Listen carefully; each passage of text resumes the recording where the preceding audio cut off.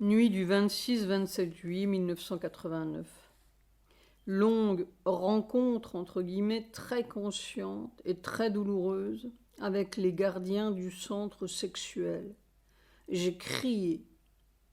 Je criais après ces êtres, je disais salaud, salaud, salaud de toutes mes forces. Sujata est venu. Si je peux, je donnerai plus de détails. C'est plutôt une bataille qu'une rencontre.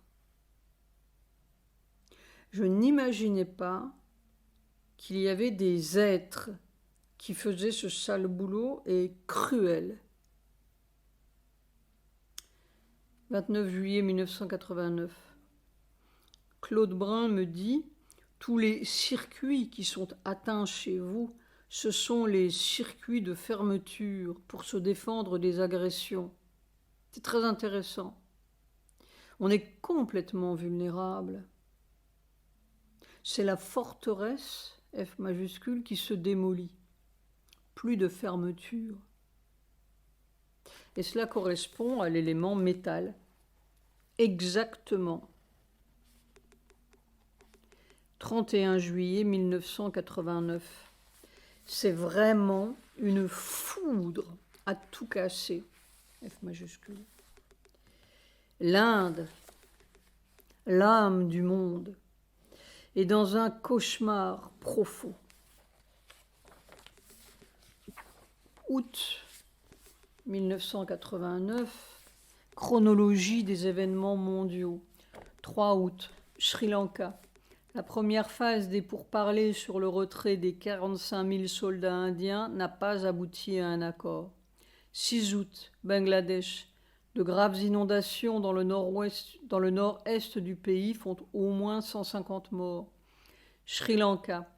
Un contingent de 875 soldats indiens quitte le pays à la veille d'une réunion de crise du gouvernement sri-lankais. 7 août, RFA. En 3 mois, plus de 600 Allemands de l'Est sont passés en RFA par la frontière ouverte entre la Hongrie et l'Autriche. Le mouvement s'accélère depuis quelques jours. 8 août, Pérou. L'armée lance une vaste offensive contre les guérilleros du Sentier lumineux. 10 août, Liban. De violents bombardements sur Beyrouth et ses environs font 30 morts et 140 blessés. 11 août, Chine. Un instituteur de 25 ans est condamné à la prison à perpétuité pour avoir profané le portrait de Mao à Pékin. 15 août, USA. Les mesures effectuées par satellite montrent que le réchauffement des océans a été de 0,1 degré par an entre 1982 et 1988. 16 août, Vatican. Une nouvelle politique s'ouvre entre le pape et les Juifs. À l'occasion de son audience générale hebdomadaire et pour la 3e semaine consécutive, le pape traite de l'infidélité du peuple juif à son alliance avec Dieu. 19 août, Pologne. Le comité central du Parti communiste se prononce pour Tadeusz Mazowiecki, un responsable de Solidarité, comme Premier ministre désigné. Iran. 79 personnes, dont plusieurs femmes, jugées pour trafic de drogue, prostitution et corruption, sont pendues dans 22 villes iraniennes. Au total, 901 personnes ont été pendues depuis janvier. 20 août, Argentine. Un tiers de la population vit au-dessous du seuil de la pauvreté. Des centaines de milliers d'enfants souffrent de malnutrition. 21 août, Kenya. George Adamson, 83 ans, l'un des plus célèbres spécialistes et défenseurs de la faune africaine, a été assassiné par des braconniers. URSS, 23 août. Plus d'1,5 million de personnes forment une chaîne humaine de 560 km à travers la Lituanie, la Lettonie et l'Estonie pour condamner le pacte germano-soviétique de 1939. 25 août, Hongrie. Le gouvernement fermé ferme aux Allemands de l'Est la frontière avec l'Autriche. 27 août, Thaïlande. Des pirates ont tué quelques 150 boat people vietnamiens dans le golfe de Siam. 31 août, Liban. La capitale est à nouveau paralysée par des duels d'artillerie et les combats qui opposent les troupes chrétiennes aux miliciens des partis alliés de Damas. 1er août 1989. Le corps est innombrablement déchiré. À toi, à toi, à toi. Nuit du 2-3 août 1989. Sujata voit Sri Aurobindo marcher à grandes enjambées sur une route d'asphalte. Il s'appuyait sur l'épaule de Sujata. Il va sortir. Mère le suivait. 3 août 1989, conversation avec Sujata. Sujata, Sri Aurobindo et Mère sortent sur une route asphaltée. Vous savez, cette nuit, j'ai vu Sri Aurobindo et j'ai vu Mère. Oh! C'est un peu dommage que ce matin, je n'ai pas pu vous raconter. C'était plus frais. Enfin, je vous dis ce dont je me souviens. Je me suis trouvée dans une chambre qui avait 2 lits qui ne se touchaient pas mais étaient côte à côte. Et j'étais en train d'essuyer un lit, comme si j'avais fini l'un et en étais au deuxième. J'étais un peu penchée ou accroupie et je faisais le bas. Et les 2 lits étaient occupés. Les fenêtres étaient fermées, il y avait un tapis et probablement autre chose aussi. Le tapis avait, je crois, quelques motifs floraux. J'ai une vague impression de lignes vertes, mais je ne peux pas vous dire. Bon, j'étais donc en train d'essuyer le lit, le bord du lit. Non, c'était le bas du lit que je faisais. Parfois, en bas des tables, il y a une sorte de renforcement, une sorte de planche très étroite. Oui. Et il y avait quelque chose comme ça. Et alors, j'étais très penchée et très occupée à ce que je faisais. Je me souviens d'avoir fini un petit côté, et puis je suis arrivée de l'autre côté du lit. C'est-à-dire qu'il y avait 2 lits côte à côte. J'avais fini ce côté, et puis j'arrivais là, le côté extérieur. Le côté extérieur. Et quand je suis arrivée là, tout d'un coup, celui qui était dans le lit s'est levé. Et c'était Sri Aurobindo. C'était Sri Aurobindo.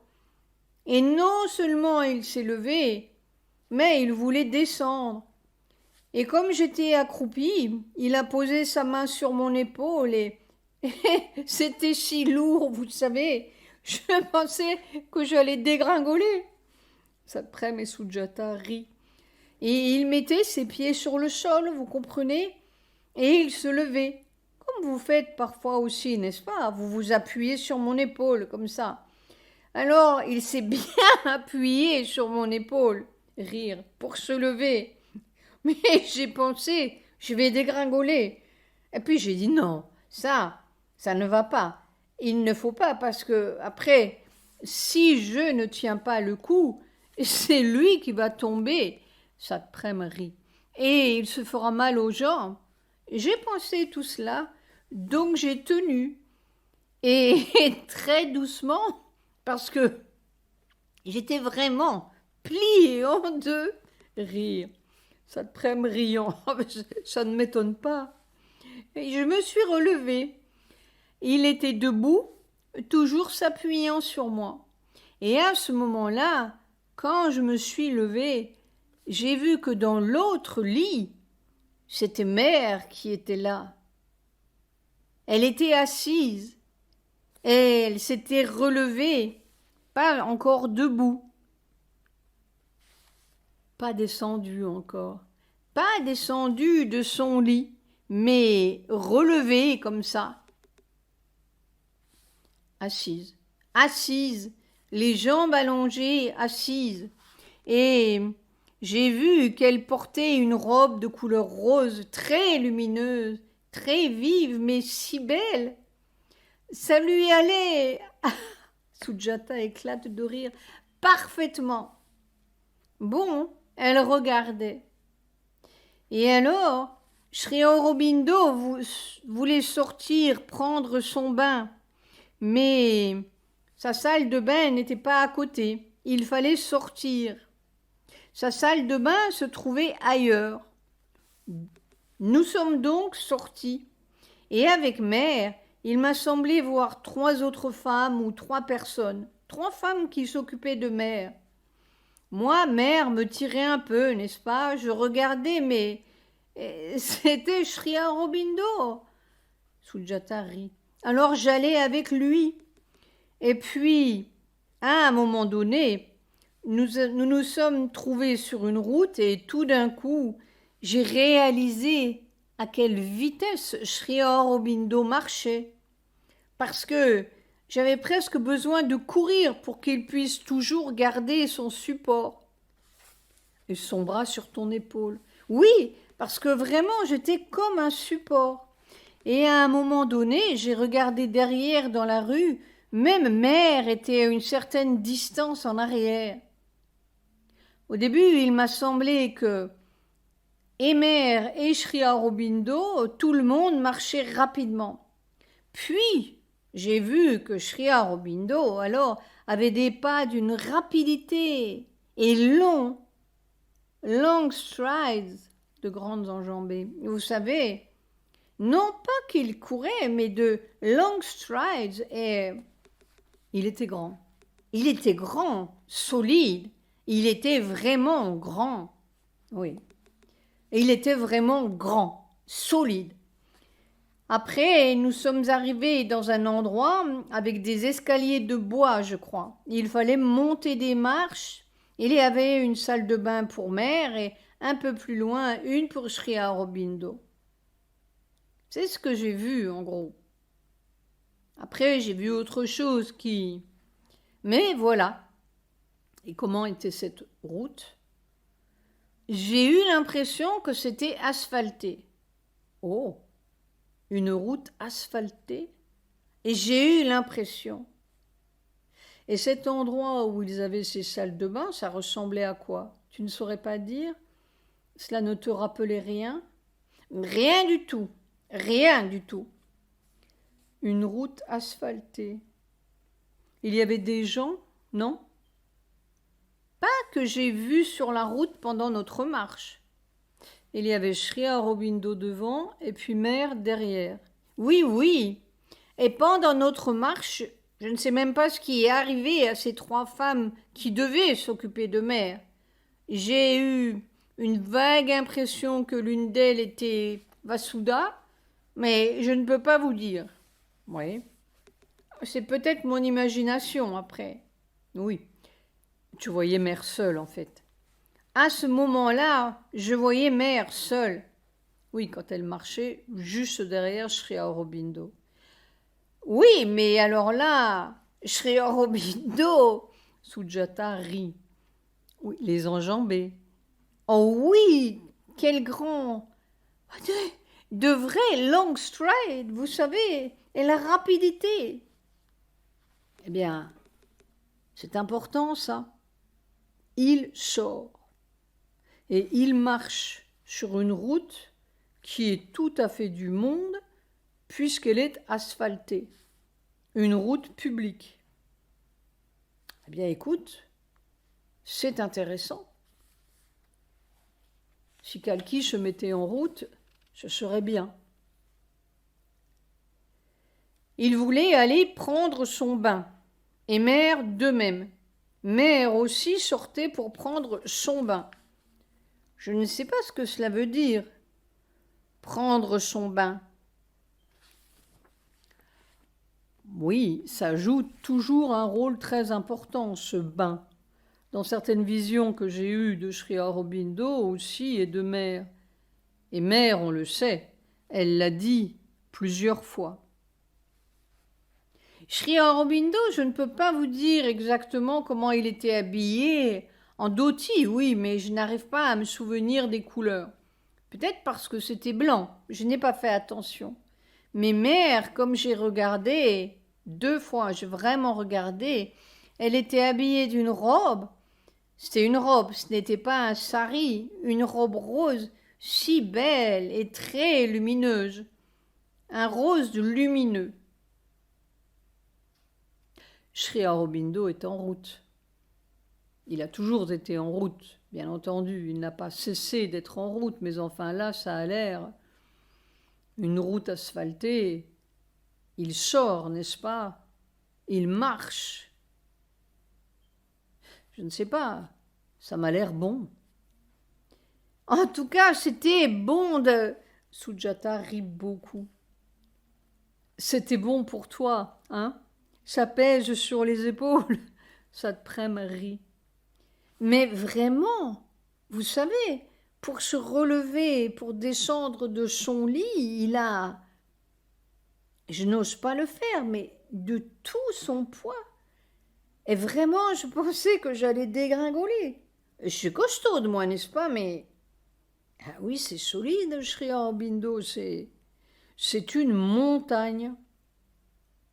Mais toujours, vous savez, ce sourire, cet amusement, il y a quelque chose qui s'amuse.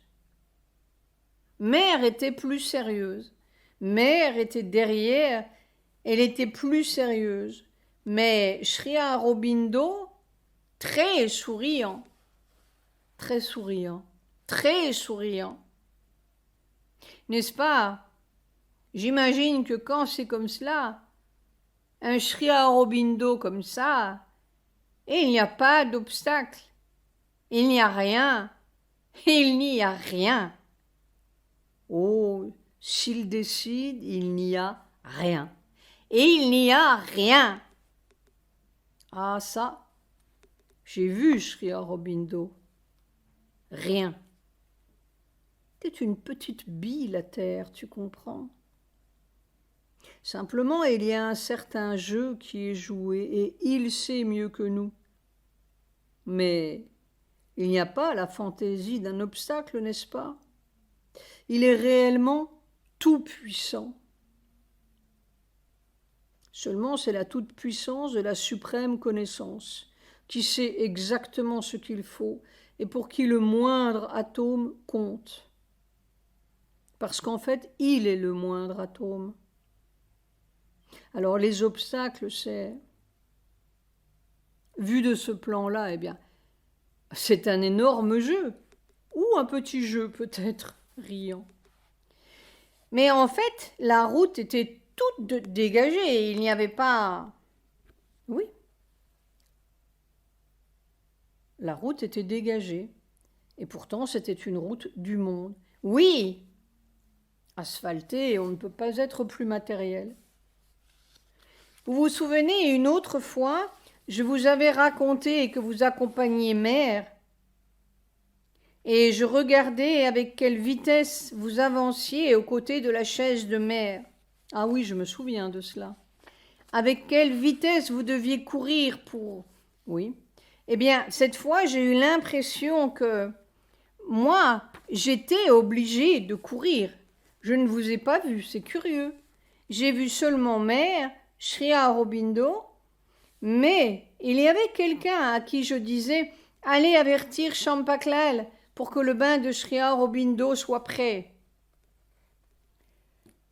Moi, vous savez, comme je suis vraiment l'idiote parfaite, quand j'essuyais et que Sri Aurobindo est descendu de son lit, je me suis dit « Tiens, il veut prendre son bain maintenant, je n'ai pas encore fini d'essuyer. » Sujata et Satprem rient de bon cœur. Aussi matériel que ça. Mais oui, c'est une conscience très matérielle. Toutes ces choses-là, elles sont vues par une conscience complètement matérielle. C'est ça qui est intéressant. Ça, j'ai eu, je peux dire, des centaines d'expériences. C'est la conscience tout à fait matérielle. Ce n'est pas une autre conscience du tout, c'est celle de la matière. La conscience d'un ouvrier, d'un travailleur, d'un domestique, d'un... Oui, une conscience complètement matérielle, c'est cela qui voit ces choses-là. Mais c'est ce que j'étais en train de faire. Mais oui, Moi, j'ai, je te dis, des dizaines d'expériences. Et c'est toujours la conscience la plus matérielle qui soit, qui est le témoin ou le participant de ces choses. Ce n'est pas une vision là-haut, du tout. Et c'est une conscience matérielle qui observe les choses avec la conscience qu'elle aurait ici en disant « Tiens, ceci aurait dû être comme ça, ce n'est pas comme ça ». Sujata rit. Je te dis, j'ai des dizaines d'expériences, je pourrais dire des centaines. Une conscience d'ouvrier qui regarde tous les détails, n'est-ce pas, et qui raisonne à sa façon matérielle. Sujata riant. Oui. Et qui dit, tiens, pourquoi est-ce que c'est comme cela? Il se dit, tiens, c'est bizarre ce qu'il fait là. Si j'étais lui, je ferais comme ça. Mais tout à fait une conscience matérielle, purement. Je te dis, j'ai des quantités d'expérience. Moi, je n'ai pas cela. Je suis davantage dans ce que je fais. C'est-à-dire, j'étais en train d'essuyer et je n'avais pas terminé. Bah oui, mais quand je suis dans l'action, on me fait faire certaines choses. Je dis, mais pourquoi est-ce comme ça? Ça devrait être comme ça, tu comprends? Oui, oui. C'est bizarre tout de même, ce n'est pas logique. Riant. Non, je te dis, une conscience matérielle comme elle est matérielle ici. À l'éveil? Oui. Comme je l'ai quand je suis des yeux ouverts et que je dis agis, tu vois, il y a cette saleté qui est là, ou il y a cet objet qui devrait être comme ça et pas comme ça. Cette conscience-là, c'est l'ouvrier vraiment. Moi, dans toutes ces visions, je suis comme un ouvrier. J'ai différents genres de travaux à faire. Alors de temps en temps, je suis le coulis, quelquefois je suis le marin, quelquefois... Mais je suis toujours le bonhomme qui fait. Dans l'action, qui fait, où je défonce du ciment, où je suis un ouvrier complet. Et avec cette conscience-là, pas une autre. Vous avez mal? Eh bien oui, ma douce. Tu as vu Sri Aurobindo quand il pose son bras, rire, sur l'épaule? Mais vous êtes comme une plume à côté, mon doux. Oui. Mais là, c'est vraiment... Voilà. Eh bien, s'il est en route, c'est bien. Voyons, riant. Moi, je ne demande qu'à voir. Comment? Je ne demande qu'à voir. Rire. Vous savez ce que j'ai entendu? Non. J'ai entendu, je ne demande qu'à voir la farce qu'il va faire. Qu'il va faire, ça c'est moi qui ajoute. Je ne sais pas si ça sera une farce. Je ne sais pas. On ne peut pas comprendre. On ne peut pas traduire dans notre langage du monde ignorant et obscur ce qui est valable pour une conscience supérieure, n'est-ce pas? On ne peut pas. L'homme à qui on va mettre une balle dans la tête demain matin, il est tristement dans son destin. Et dans une autre conscience, on voit les choses tout autrement. Mais en attendant, ce n'est pas une farce. Mais sûrement, il conduit les choses pour épargner au maximum. Parce que si on regardait ça avec des yeux, comment dirais-je, de justice ou d'humanité, on dirait, mais il faut écraser cette ignominie. C'est une ignominie, tout ce qui se passe. Et pourtant, les yeux des hommes ne s'ouvrent pas. Oh non, ma douce, je ne sais pas, même un tremblement de terre n'ouvrira pas leurs yeux. Il faut simplement que tout ce qui est périmé, comme disait Mère, s'en aille. Voilà, c'est tout. Oui. Et que puisse être, je ne dis pas sauvé, mais que puissent respirer ceux qui ont une petite étincelle de positivité, de possibilité, qu'ils puissent respirer au lieu de suffoquer.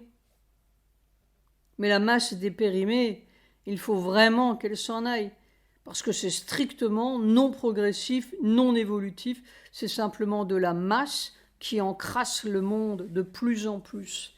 Eh bien, cette masse périmée, il faut qu'elle s'en aille. On ne peut pas dire autrement.